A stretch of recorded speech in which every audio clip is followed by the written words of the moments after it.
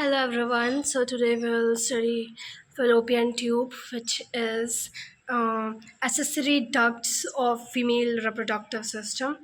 So fallopian tube is also known as oviduct, uterine duct, or salpinx. Why we say it oviduct? Because it actually connects to ovary and helps in the conduction of female gamete. It's also known as uterine duct because it's actually also connected to the uterus, and therefore it is known as uterine duct. It's also known as salpinx in biology. Now, fallopian tube, it's actually two in number, that is one pair. Uterus is one, but ovary is two. It actually connects to both of the ovary and then connects to the uterus. Therefore, it is two in number, connected to each ovary. And we can say that it is present in one pair.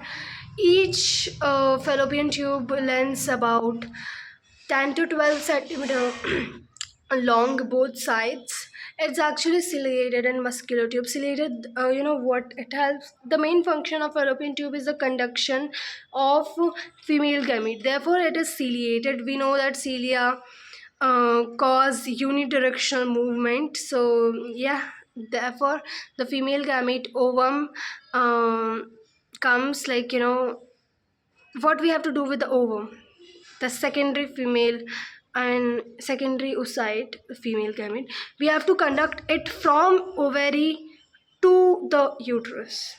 So we don't need bidirectional movement, we need a movement which is only in the one direction, that is from ovary to the uterus.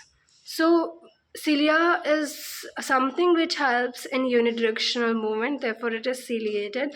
It's also muscular tube because muscles help also in the conduction of it, like by peristalsis. It extends from periphery of ovary to uterus. This is what we know. Like obviously ovary से uterus तक है, but ovary की भी एकदम periphery, that is the outermost parts. It is supported by mesosalpinx. Okay, तो mesosalpinx, meso is actually for mesothelium, which is epithelium derived from mesoderm. So it actually helps in its support, and salpinx is actually fallopian tube, तो ये ऐसा.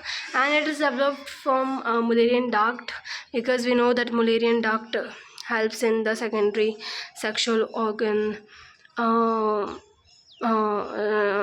develop, like it develops actually. Mullerian duct develops secondary sex organs. So it have fimbriae. It have fimbriae, which is finger-like projection, and yeah, it helps in the collection of ovum after ovulation. So it collect ovum from coelom, because it comes in coelom. The human egg is also known as coelomic egg. Now we have read infundibulum, so now we'll read ampulla. Ampulla is the next part of fallopian tube. It's actually the wider part or middle part. It is actually the side of meiosis second and fertilization, because meiosis second, देखो fertilization because it's wider part, and it helps in fertilization, and isthmus is relatively a narrower part. So for fertilization the best part is ampulla, and meiosis second भी यही complete होता है, because meiosis second में ही होता है. Meiosis second occurs only after when the sperm enters in. So therefore that's why I'm saying it bar like again and again, secondary oocyte and not ovum, because ovum becomes after secondary oocyte goes in the meiosis second. Then comes our third part, that is isthmus. It joins the uterus, like it is this part, narrower part. It's ampulla, that is the broader part.